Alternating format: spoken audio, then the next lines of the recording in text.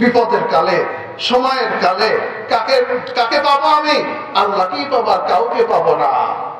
এই মুহূর্তে যদি আমি মারা যাই, এই মুহূর্তে যদি আমি মারা যাই, আমার ঘরে আমি মারা গেলাম, মনে করে মৃত্যুবরণ করলাম, ঘরে অমাবস্যা রাত, কেউ নাই, আমি আর আমার স্ত্রী, ঘরে কেউ নেই, আমি মারা গেছি, আমার স্ত্রী আছে।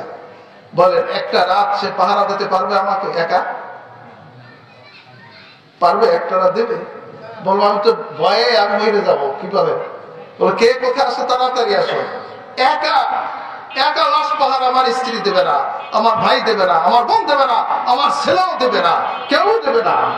একটা রাত কিন্তু কি দেবে না, আমার আপন জনা পাহারা দেবে না।